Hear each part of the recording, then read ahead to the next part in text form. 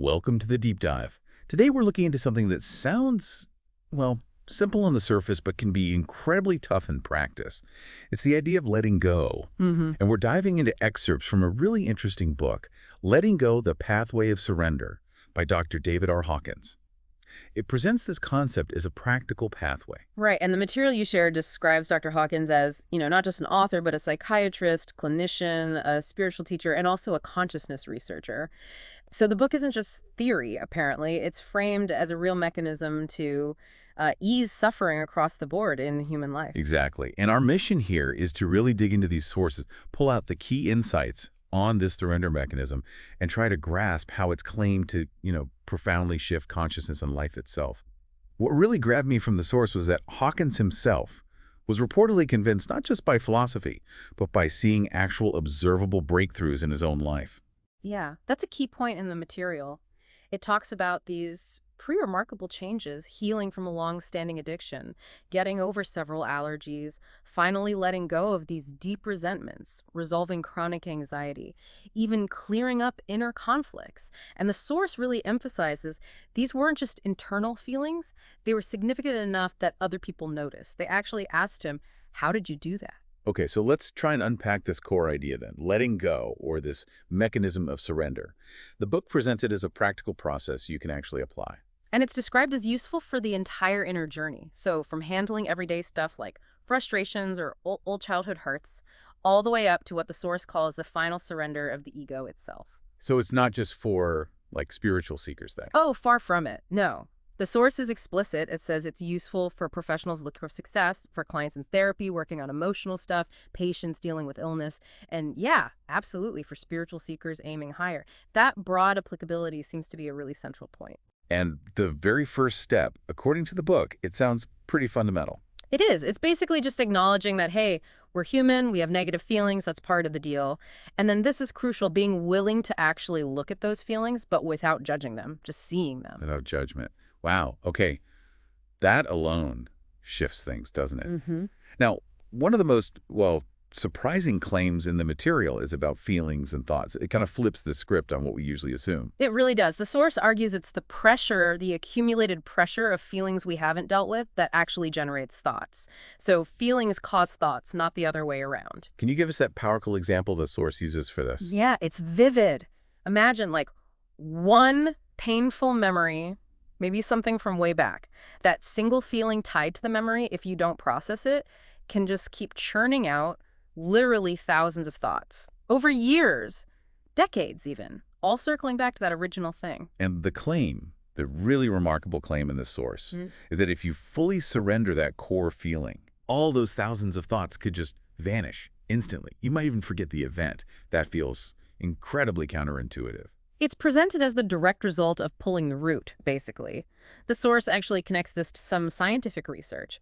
It references the Gray-La-Violette theory, which suggests our memories and thoughts get filed away based on the feeling tones attached to them. So letting go of a feeling isn't just emotional release. It's like taking apart the whole filing system for related thoughts. It simplifies everything inside. Precisely. You're dealing with the generator, not just everything it generates. Okay, but if it's so powerful, so freeing, why does the source say we find it so incredibly hard? What's with the resistance? Well, the book doesn't mince words here. It's just people are often, frankly, desperate to stay unconscious, terrified, really, of facing themselves or just being alone with their own feelings. Yeah, that rings true. The source lists all those ways we keep busy, right?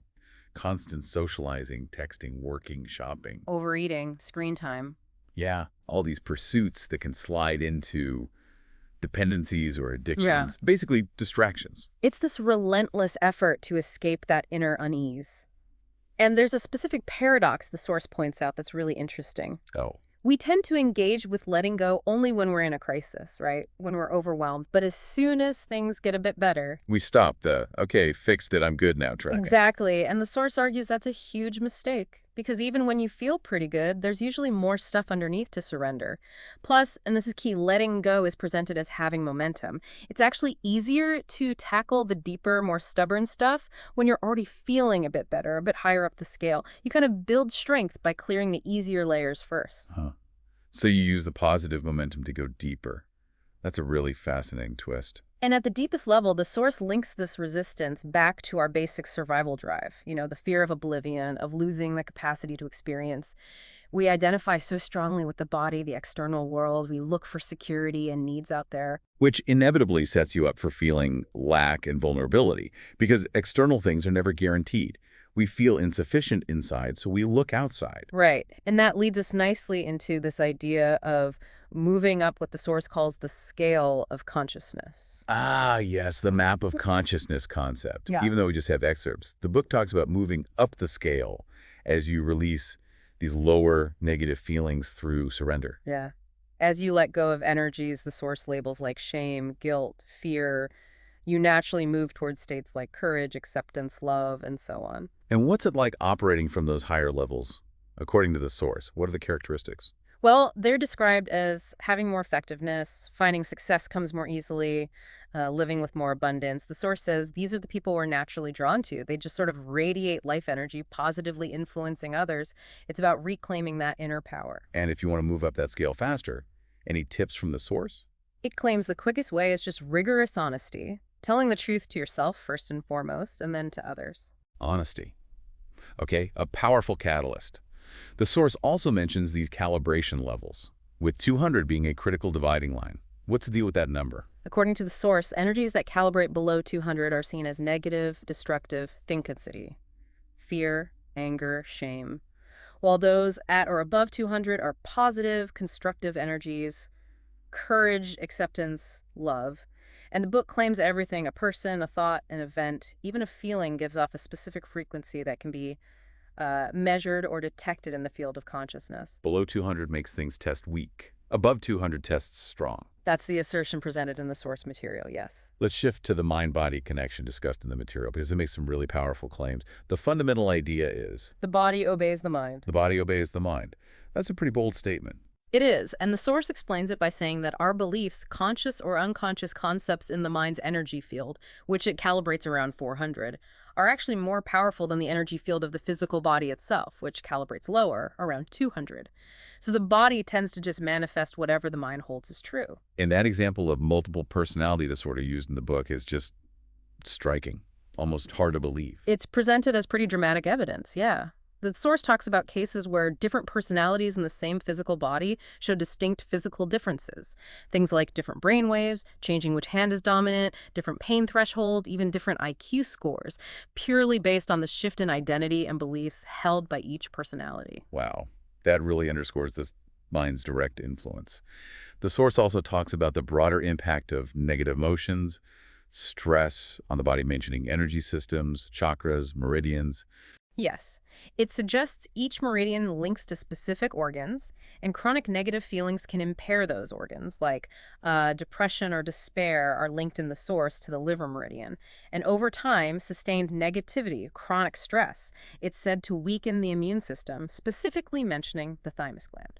And the book introduces a specific method, kinesiology or muscle testing, as a way it claims you can study this mind-body link directly. Right. The basic technique described is someone holds out an arm, the tester applies gentle pressure. The person then holds something, thinks a thought, focuses on an idea. And the source states that a positive or true stimulus makes the muscle stay strong, while something negative or false makes it go weak. A kind of yes-no directly from the body's energy field. That's the idea presented. And importantly, the source adds that for this to be accurate, both the tester and the person being tested need to calibrate above 200. It also makes that very specific claim that atheism calibrates below 200 and actually interferes with accurate testing using this method. Huh. That is a very specific point from the source. There's also that moving story in the book about the woman whose physical problems were tied to unprocessed emotion. It's a really powerful illustration of the principle. The source tells of a woman 60 years old who'd had chronic respiratory issues for decades, asthma, allergies, bronchitis, pneumonia, just constant stuff. And through this letting go process, it apparently became clear it was all tied to suppressed grief and anger over her mother's death, 22 years earlier, something she thought she'd handled. Especially the anger at her mother for, leaving her. That was apparently manifesting physically. And as she started to actually work through that old grief, express those feelings. Her respiratory problems reportedly cleared up. The source uses this as strong evidence that resisting feeling processing can lead directly to physical illness. And conversely, that health and well-being are often just the natural result of releasing negativity and resistance to positive states. It really emphasizes that health isn't just physical, it's deeply tied to our emotional and mental state, at least as the source presents it. Though the book does add that sometimes physical healing might not happen, but surrender still brings inner peace, regardless of the body. Right. Total inner surrender leads to peace, even if the physical challenge remains. Exactly. What about handling big life crises?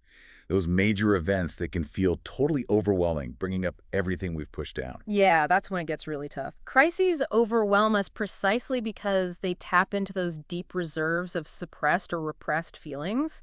The sheer volume of emotion can feel like too much. So how does the source suggest tackling that kind of overwhelm? You can't just let go of a tidal wave, right? Well, the book acknowledges that. It says sometimes in those moments you might need to consciously use traditional coping mechanisms just to get through. Things like maybe temporary suppression or expression like really crying it out, talking it out, or even escape, watching TV, music, whatever. The goal there isn't permanent avoidance, it's just to lower the sheer volume of the emotional energy. Reduce the intensity enough so you can then start processing and letting go of it in smaller, manageable chunks. Sharing feelings with someone supportive is also mentioned as a way to take the edge off. Okay, so those are like tactical tools. Manage the flood first, then apply the deeper letting go process. Precisely. Make the energy level workable. And the source really highlights the big benefits that come from navigating crises successfully this way. What kind of benefit? Well, less overall baggage of suppressed emotion afterwards, obviously. A big boost in self-esteem and confidence because you faced something hard and got through it. A noticeable drop in the general fear of life itself. Greater inner mastery. And interestingly, more compassion for others who are going through stuff. The source even suggests a period of real peace can follow resolving a major crisis this way. Wow. It sounds like really facing that inner storm builds incredible resilience for whatever the outer world throws at you. It seems so. The source basically says the fear of life is the fear of emotions. So if you gain mastery over your feelings, your fear of life shrinks. Inhibitions drop away. You become open to experiences you might have avoided before. That public speaking example in the book illustrates this journey pretty well, doesn't it? Yeah, it's a common scenario seen through this lens. You might start at apathy, right? Ugh, I could never do that. Okay. But if you look honestly underneath, maybe you find fear. Okay, actually, I'm terrified of getting up there. By acknowledging that fear, feeling it, letting it go, you can move towards acceptance. Okay, yeah, I think I can do this. And from that point, the source says, comes freedom, maybe even pleasure. And you become more aware of the audience, not just stuck in your own head. The whole context shifts. You go from being a potential victim to someone consciously choosing how to respond. You see your state as a choice. Exactly. It's about changing the whole situation by tackling the emotional energy that's driving your reaction to it. Let's turn to relationships now. How does this letting go mechanism apply in our connections with others? Well, the source offers a really powerful idea here. Holding negative beliefs about relationships, maybe unconsciously like thinking, oh, my relationships always fail, can actually steer your unconscious mind to make that happen. Because the unconscious takes orders, it doesn't judge if the order is good for you. Exactly that. It just acts on the instruction. And a big point in the source is how our expectations in relationships create pressure and resistance in the other person. Okay, so if expectations are a problem, what's the alternative the book suggests? It suggests reframing things. Instead of seeing what you do for others as a sacrifice or something you have to do, view it as a genuine loving gift. And then this is the hard part for many: let go of expecting a specific return or outcome. Just give freely. Easier said than done sometimes. Maybe.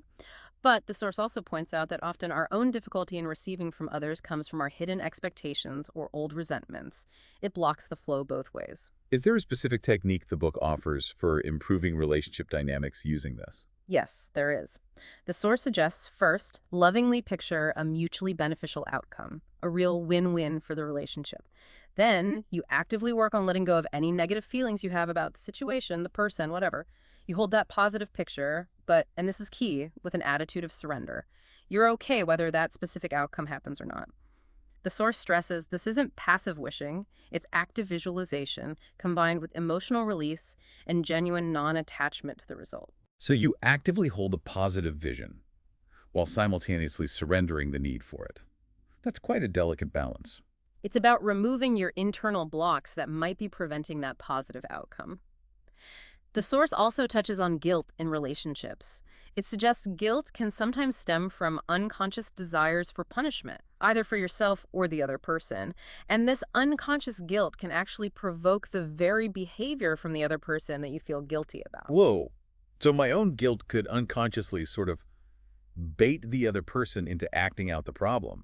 That's a complex dynamic. It's that unconscious mind following potentially destructive orders again. The source uses a great example contrasting how conflict is handled from different energy levels, like reason versus love. Right, the car accident example. Right. At Reason, you're focused on insurance details, logistics. Practicalities, yeah. But from the level of love, the focus immediately shifts to the other person's feelings, their well-being. You're reassuring, showing camaraderie, looking for a solution that genuinely helps everyone involved, driven by care, not just efficiency. And what do relationships generally look like at those higher levels on the scale, like acceptance or love, according to the source? Well, at acceptance, the book describes relationships having this stable love that comes from within you, rather than being a needy dependency on the other person. The focus is more on the other's welfare, and you tend to overlook minor flaws easily. At higher levels, especially love, this state is described as actually empowering others around you to forgive. Relationships become more effortless, spontaneous, deeply satisfying. The source even mentions things like psychic connection becoming possible. Because desire and expectation have been surrendered, the relationship feels constantly new and fulfilling, no matter the specific outcomes. It really sounds like clearing out your own internal baggage fundamentally changes the whole quality and potential of your connections. It's all about changing your inner position and then watching how the external dynamic responds. The source emphasizes letting go of resistance to just being willing for something positive to happen. Okay, let's tackle two more big emotions the source addresses, pride and desire. The book actually lists pride as a negative energy. It does. It's presented as quite destructive, actually, devoid of love, and often just a cover-up for feeling inadequate or small inside. And it shows up as arrogance, smugness, being judgmental, defensive. Right, and the source highlights how pride makes you vulnerable. It uses the phrase, defensiveness invites attack, as a principle of consciousness. States like love or peace, in contrast, offer genuine inner security. Pride makes us feel we have to defend our stuff, our ideas, our image, which just leads to conflict. True strength, it argues, comes from higher states. And it suggests pride makes us exploitable. How so? Absolutely. The example is bragging about how much things cost. That kind of ostentation, the source says, doesn't earn real respect because people sense the insecurity underneath. The interesting thing is, the source suggests that once you really see pride for what it is, this weak state compensating for lack, and understand its limited payoff, letting go of it can actually be surprisingly easy. Okay, what about desire? That's described as drivenness, even enslavement. Yeah, it covers the whole range from just wanting something mildly, all the way to intense craving, greed, envy, the need to control things or people. The source argues that when you're at the effect of desire, you're not really free. The desire is running the show. And the book makes that really counterintuitive claim that strong desire isn't actually necessary to get things done, and can even be a block. That's exactly right. It argues that intense wanting, that craving, often prevents you from getting what you want because it creates an underlying fear of not getting it. The energy of strong desire, according to the source, is actually based on denying that what you want is already potentially available to you.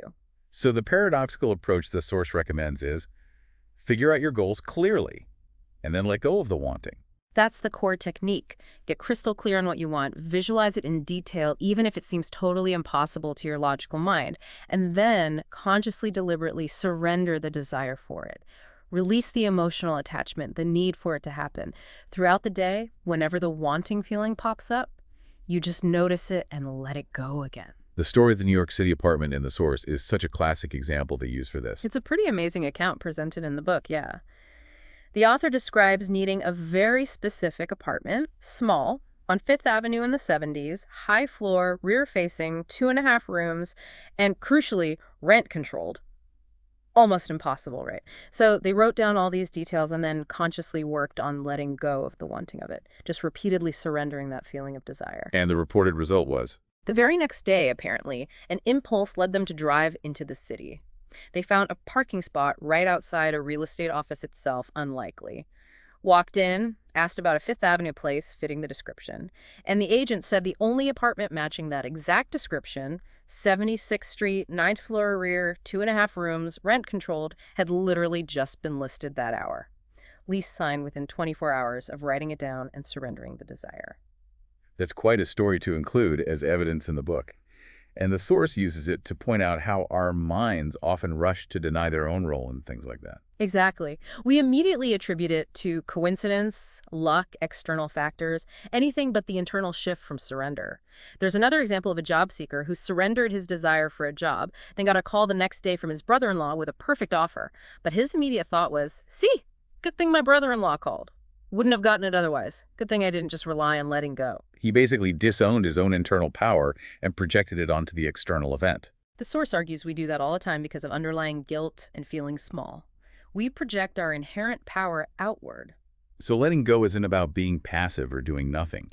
It's presented as this active process of removing the inner resistance, the blocks that stop good things from flowing in, whether that's an apartment, a job, or a better relationship. It's about reclaiming the power you've inadvertently given away through negative feelings and limiting beliefs, yeah. So as we keep going on this journey, letting go more and more, what are the ultimate fruits described in the source? What changes in our abilities or awareness? Well, the book makes the point that most of us are really well educated about the outer world, but pretty untrained in our inner world of feelings. And clarifying that link, how our internal state affects our external abilities, is presented as absolutely crucial for effectiveness and success. So things like competitiveness, self-doubt, needing approval, those negative feelings. Are seen as directly working against you. They block success, drain your energy. Whereas positive feelings, courage, willingness, acceptance, they allow you to accomplish goals much more effortlessly. So the payoff for letting go of the negative stuff, and even the small payoffs they give us, like blaming others or getting sympathy, is ultimately greater effectiveness, real success, and genuine happiness. Like the runner described in the book who wasn't competing, just purely loved running. The source gives several examples of reported breakthroughs, too. An art gallery owner whose sales jumped after applying these principles, an accounting partner who left his firm to teach this work, insurance agents reporting a 33% sales increase after learning the technique. Those are some pretty tangible results claimed in the book. Success seems linked to concentration, keeping your mind clear of inner noise, and holding the highest good for everyone in mind. Focusing on those win-win outcomes from a clear inner space, exactly. And the source also circles back to those reports of physical healings. Things like chronic neck pain vanishing, a broken foot healing remarkably fast, a sprained ankle recovering in minutes, even vision improving to see only what was necessary. These are all presented as resulting from letting go of resistance or pain itself, or emotional goals tied up with those physical functions. Really remarkable claims about the potential impact. And there was a note on addiction recovery, too. Yes, the source says letting go can significantly help with 12-step programs, especially the third step, turning your will and life over to a higher power. Because willfulness is seen as tied to desire and attachments, letting go weakens those. And since addiction is often an escape from painful feelings, releasing those underlying feelings reduces the need for the escape in the first place. It really sounds like the whole process described in the book is about removing internal obstacles to well-being, to higher functioning, just across the board. That's a huge takeaway. And as the process deepens, the journey naturally moves towards higher states of awareness. What does that look like, according to the source? What changes? Well, a progressive shift away from constant thinkingness, the endless internal chatter, towards more spontaneous, intuitive knowingness. Logic gets bypassed more often because at higher levels, you start to perceive the interconnectedness of things more directly. The book even mentions the possibility of non-verbally perceiving what others are thinking and feeling. It does, and those negative emotions we talked about earlier start to transform. As the sense of the limited small self fades, things hit differently. For instance, a profound loss might register only as a transient disappointment, not that deep, disabling grief. The autobiographical bits Dr. Hawkins includes about his own journey are really profound in this part of the source material. They really are. They offer these glimpses into where this path can potentially lead. He talks about experiences like, at age 3, suddenly having this full consciousness of existence, the I am realization. And then later, that incredibly profound experience in Rothman's restaurant where the whole illusion of being a separate I just dissolved. Everything melted into this timeless, universal oneness, and suffering reportedly just ended for him. That realization of oneness ending suffering. That's a huge claim. It's presented as the ultimate outcome of transcending that separate self. The source actually connects these kinds of mystical experiences to ideas in advanced physics. It mentions things like the holographic paradigm, where the brain is maybe just interpreting frequencies from a transcendent reality, suggesting each mind can somehow reflect the entire universe. So the mystic going inward and the physicist looking outward, different paths climbing the same mountain towards the same truth. That's the analogies in the book, yeah. And the state of pure awareness it describes is one of just total freedom, perfect calm, stillness, deep peace. You're not identified with the body or mind anymore. You become more like a witness to life unfolding, aware of infinite potential. It's seen as preparing you for realizing your identity with divinity itself. These peak states sound incredibly elevated, maybe even unattainable for most people. Yet the source keeps saying the path itself is simple. It does emphasize the underlying mechanism is simple, but it's also very clear why few people actually follow it all the way, consistently. It requires apparently an intense inner desire for truth, constant universal forgiveness and gentleness, including towards yourself and your own thoughts, and this relentless willingness to surrender your personal desires and will moment by moment by moment. So the difficulty isn't the complexity of what to do, but the sheer consistency and commitment it demands every single moment. Exactly. As you surrender thoughts, feelings, desires as they pop up, the mind gets progressively quieter. The source describes this moment of intense fear as the ego senses it's about to dissolve, right before it melts into the vastness of the self as everythingness. And that's supposedly the end of the fear of suffering and death. And at that point, the body just becomes another phenomenon, like a chair or a thought. Pretty much, yes. Although the source notes that operating from these very high states can sometimes lead to spontaneous physical healing. But even if not, there's profound inner peace and contentment, regardless of any physical limits. And apparently the bliss experienced in these high states is hard to hide. It often attracts others who are seeking healing or some kind of spiritual connection. There's usually a natural urge to share this state. So to try and bring this all together, based on the material you've shared, Well, the core message seems to be that letting go of negative feelings isn't about losing something valuable. It's actually a process of immense gain. You gain freedom, you gain energy, clarity, happiness, success, better health, and ultimately you move towards realizing your true nature, which is beyond the limits of that conditioned small self. and the source presents this pathway, while definitely acknowledging the intensity and commitment needed as fundamentally automatic, meaning the results naturally follow if you apply the technique. It's presented as easy to achieve and available to absolutely everyone. Leading, it claims, to progressively higher states of functioning, inner peace, and effectiveness in the world. What feels really provocative, wrapping up this deep dive into the source material, is how it fundamentally challenges our view of reality. What if your outer world isn't just this collection of random external facts and events that you have to battle and control?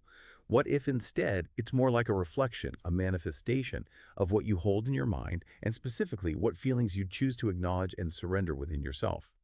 What if the lasting peace and fulfillment you're looking for aren't actually found by changing your circumstances out there, but by changing your inner state right here?